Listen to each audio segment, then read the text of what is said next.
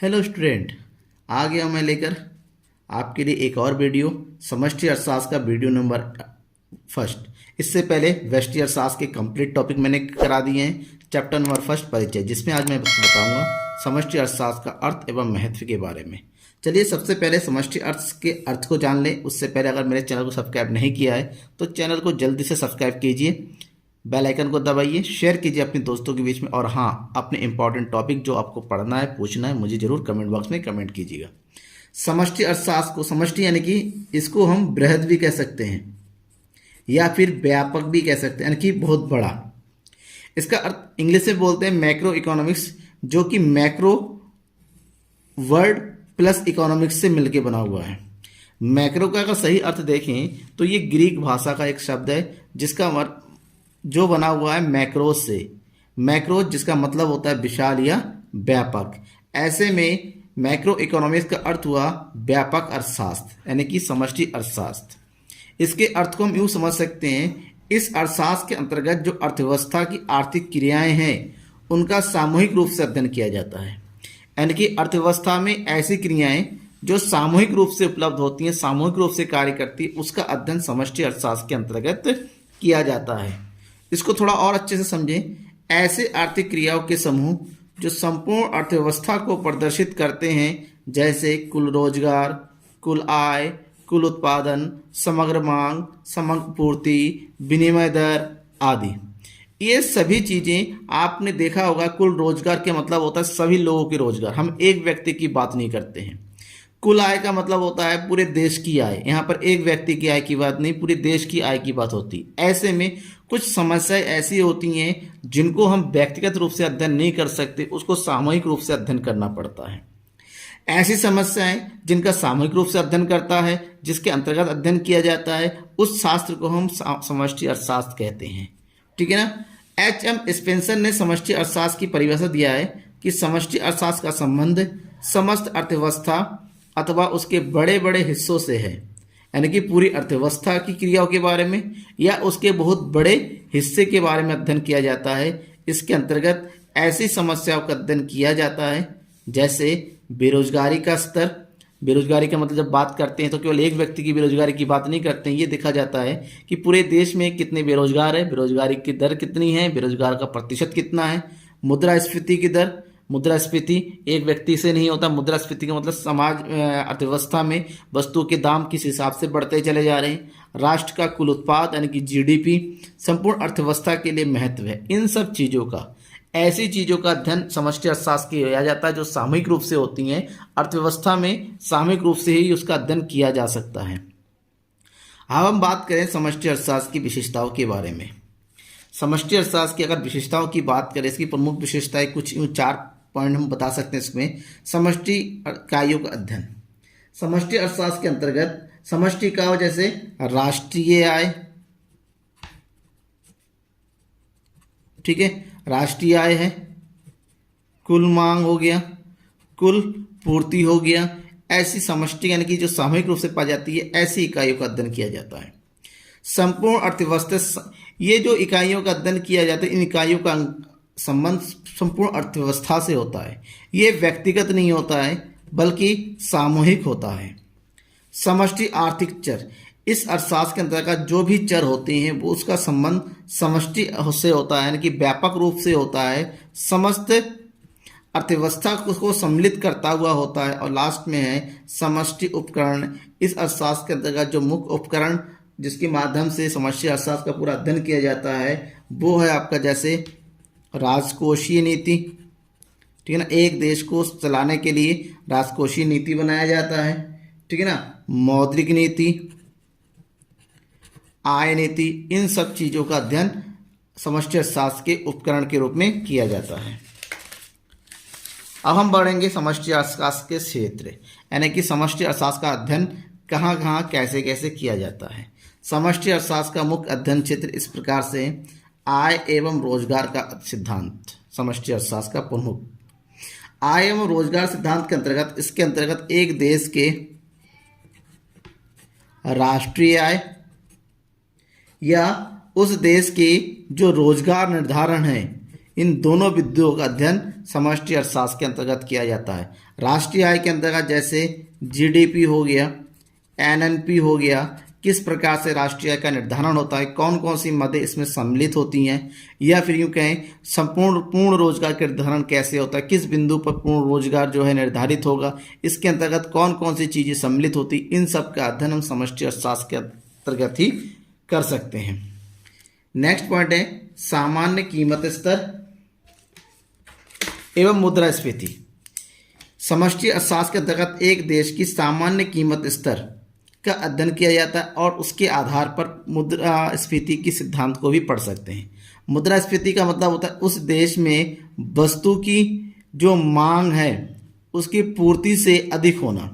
इसका मतलब यह है कि मांग पूर्ति से अधिक क्यों हो गया है, ऐसे कौन कौन से चीज जिससे देश में महंगाई का स्तर बढ़ रहा है, इन सब चीज़ों को अगर पढ़ना चाहे तो समष्टि अर्थशास्त्र का अध्ययन करना होता है। समष्टि अर्थशास्त्र के अंतर्गत व्यापार चक्रों का सिद्धांत। व्यापार चक्र का मतलब व्यापार में मंदी कब आती है, व्यापार में तेजी कब आती है, ठीक है ना, यानी कि अविस्फीतिक अंतराल कब होता है, स्फीतिक अंतराल कब होता है, इन सब बिंदुओं का अध्ययन व्यापार इस सिद्धांत के अंतर्गत यानी कि समष्टि अर्थशास्त्र के अंतर्गत किया जाता है। आर्थिक विकास का सिद्धांत। समष्टि अर्थशास्त्र में विकास यानी कि प्रति व्यक्ति वास्तविक आय, प्रति व्यक्ति आय का अध्ययन किया जाता है। प्रति व्यक्ति आय की गणना की जाती है जिसका कैलकुलेशन किसके आधार पर, देश की कुल आय को भाग दिया जाता है देश की कुल जनसंख्या से, और जब प्रति व्यक्ति आय किसी भी देश का जितना अधिक होता है हम मान चलते उस देश का जो है आर्थिक विकास भी तीव्र गति से बढ़ता हुआ होता है। नेक्स्ट है वितरण का सिद्धांत। समष्टि अर्थशास्त्र के अंतर्गत अर्थव्यवस्था के वितरण के सिद्धांत में इसमें समष्टि सिद्धांतों का अध्ययन किया जाता है। इस सिद्धांत से ये पता चलता है कि राष्ट्रीय आय में उत्पादन के जो साधन है वो किस प्रकार के साधनों का प्रयोग हुआ है और कितना प्रयोग हुआ है, इसमें कितना भाग जो है मजदूरों का है और कितना भाग उद्यमियों का है, ठीक है ना, यानी कि आय का वितरण यूँ कह सकते हैं, आय का वितरण समष्टि अर्थशास्त्र के अंतर्गत किया जाता है। समष्टि अर्थशास्त्र का महत्व। समष्टि अर्थशास्त्र के कौन कौन से महत्व है आपको पता होगा। समष्टि अर्थशास्त्र संपूर्ण देश की समस्त सामूहिक गतिविधियों का अध्ययन करता है, जिसके अध्ययन करने के बाद सरकारी आर्थिक नीतियों का निर्माण किया जाता है। सरकारी आर्थिक नीतियों के निर्धारण के लिए देश की राष्ट्रीय आय का अध्ययन किया जाता है, रोजगार स्तर का अध्ययन किया जाता है, स्फीतिक अविस्फीतिक अंतराल का अध्ययन किया जाता है, जो कि समष्टि अर्थशास्त्र का ही एक भाग है। आर्थिक विकास। समष्टि अर्थशास्त्र के अंतर्गत अध्ययन करने के बाद देश की आर्थिक विकास को किस तरीके से बढ़ाया जा सके। समष्टि अर्थशास्त्र के अंतर्गत यह पता चलता है किस तरीके से जो है मंदी की स्थिति या फिर तेजी की स्थिति को सामान्य स्थिति में बदला जा सके। नेक्स्ट है अर्थव्यवस्था का समग्र अध्ययन। समष्टि अर्थशास्त्र एक सामूहिक है जो कि संपूर्ण अर्थव्यवस्था का अध्ययन करता है, और समष्टि अर्थशास्त्र का अध्ययन करते ही हमें अर्थव्यवस्था के बारे में पता चलता है। विनिमय दर, भुगतान संतुलन, विदेशी व्यापार, इन सभी बिंदुओं का अध्ययन भी समष्टि अर्थशास्त्र के अंतर्गत ही हो जाता है। समष्टि अर्थशास्त्र का एक महत्वपूर्ण महत्व यह है कि समष्टि अर्थशास्त्र का अध्ययन करने से हमें सूक्ष्म अर्थशास्त्र के बारे में भी काफ़ी कुछ पता चल जाता है। जब तक हमें समष्टि अर्थशास्त्र के बारे में ज्ञान नहीं होगा हम सूक्ष्म अर्थशास्त्र के बारे में भी भली भांति ज्ञात नहीं कर सकते। अंतर्राष्ट्रीय तुलनाएं। समष्टि अर्थशास्त्र के अंतर्गत भुगतान संतुलन, विदेशी व्यापार, विदेशी विनिमय दर, इन सब चीज़ों का अध्ययन किया जाता है, जिससे हमें अंतर्राष्ट्रीय तुलनाओं के बारे में पता चलता है, यानी कि एक देश का व्यापार दूसरे देश की व्यापार खर्च क्या है, मुद्रा की दर कितनी है, ठीक है ना, मुद्रा किस प्रकार से जो है क्रय विक्रय होती है, इन सब चीज़ों का पता भी हमें समष्टि अर्थशास्त्र के अध्ययन के द्वारा चल जाता है। अब हम बात करते हैं समष्टि अर्थशास्त्र की सीमाओं की। समष्टि अर्थशास्त्र की सीमाओं की बात करें तो सबसे पहला पॉइंट जो हम पढ़ सकते हैं सामूहिक अर्थशास्त्रीय विरोधाभास।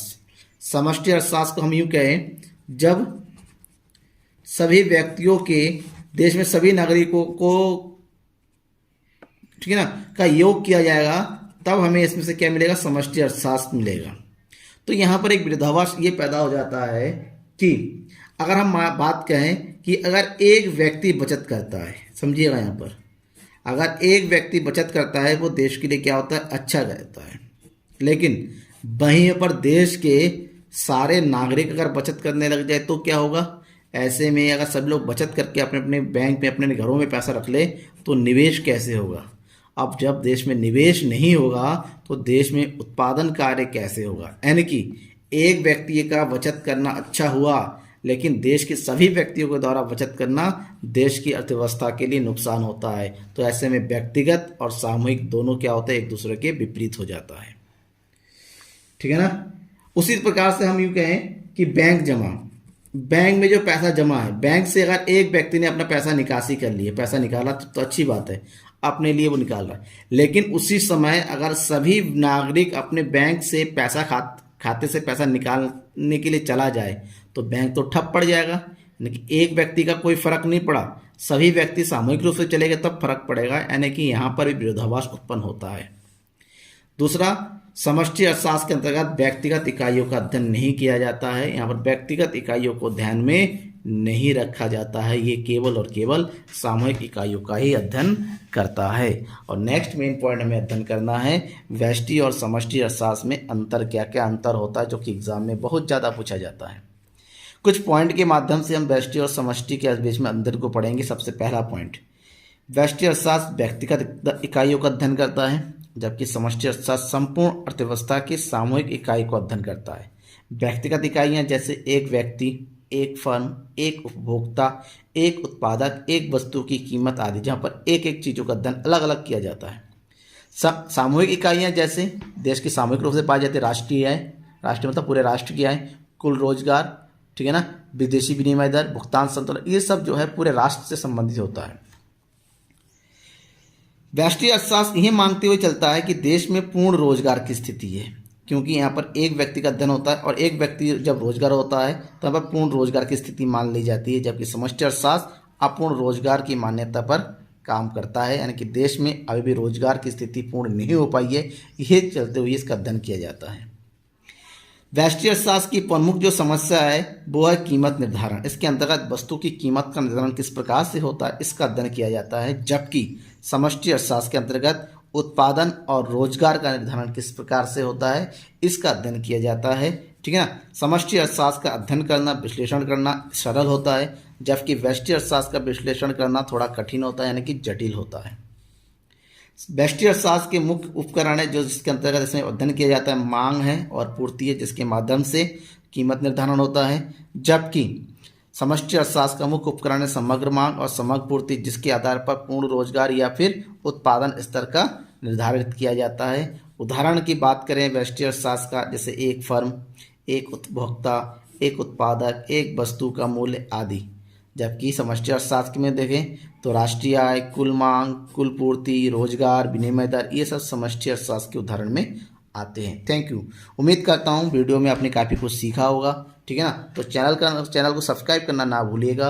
अपने दोस्तों के बीच में शेयर कीजिए जो घर बैठे पढ़ाई नहीं कर पा रहे हैं, स्कूल खुल नहीं रहा है, तो उनके बीच में शेयर कीजिएगा। Thank you. नेक्स्ट वीडियो का वेट कीजिए।